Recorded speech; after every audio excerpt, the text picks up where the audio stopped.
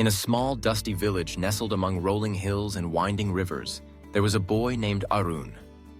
His home was a simple hut on the edge of town, with a thatched roof patched with old pieces of cloth and walls bearing the marks of many seasons. Arun's family had very little. Most days, his pockets were empty and his stomach growled with hunger.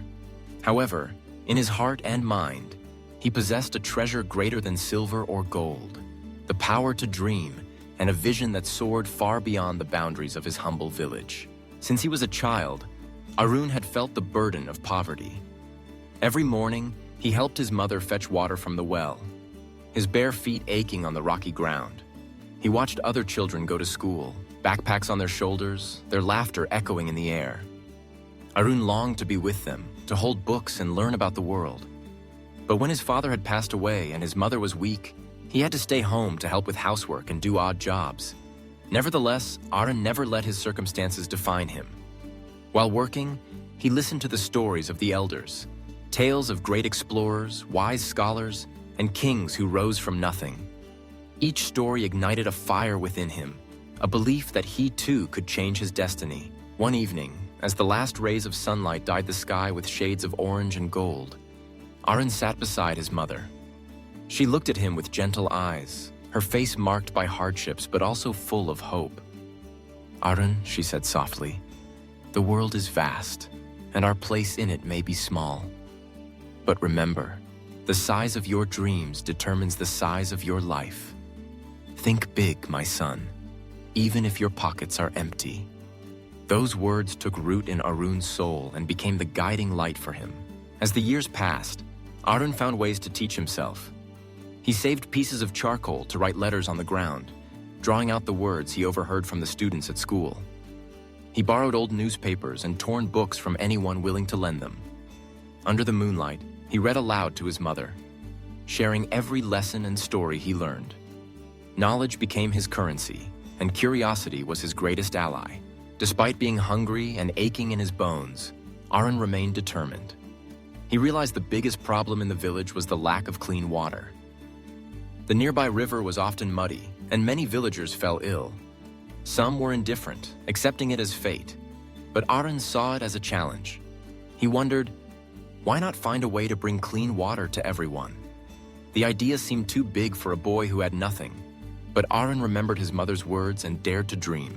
Arun spoke with the village chiefs, proposing that they build a water filtration system. At first, they laughed. What could a poor boy know about such things? But Arun had done thorough research.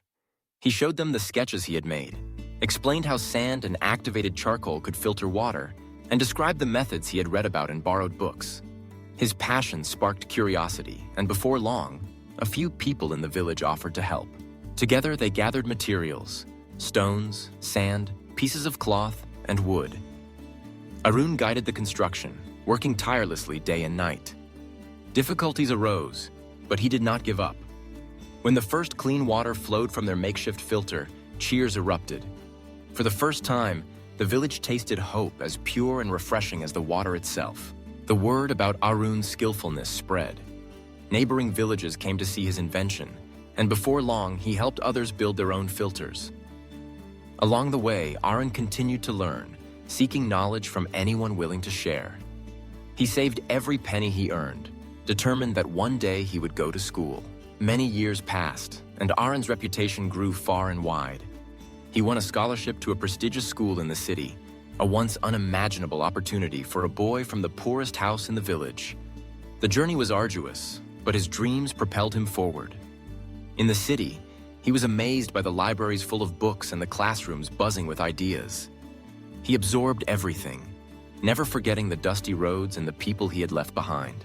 Driven by gratitude and ambition, Arun studied engineering, specializing in water systems. He became the first person in his village to graduate from university. With the new knowledge he gained, he returned to his hometown, determined to uplift others as he had risen. He led projects to build wells, install irrigation systems, and teach children about the value of education. Arun's vision changed not only his village, but also the wider region. People are often surprised by his success, asking how he achieved so much when he started with so little. Arun smiled. recalling the days when his pockets were empty but his dreams were limitless. "It's not what you have in your hands that matters," he said, "but what you keep in your heart and mind. When you think big, you invite greatness into your life, no matter where you start." Aaron's story became an inspiring beacon. Children who once believed their fate was predetermined began to dream bigger. Parents encouraged their children to learn, ask questions, and imagine new possibilities. The village, once marked by deprivation and resignation, is now filled with hope and aspiration. And so, the boy with an empty bag became a symbol of the power of thinking big. His journey proved that greatness does not depend on wealth, status, or circumstances. It begins with a simple idea, a bold vision, and the courage to pursue it despite all difficulties. Aaron taught his people that dreams are the seeds of change, and when you nurture them with hard work, perseverance, and faith, they can grow into something extraordinary. Today, Aaron's footsteps echo throughout the village streets, reminding everyone that the limits we face are often the limits we set ourselves. When we dare to think big, we realize our potential is limitless, and our lives can become inspiring stories for future generations.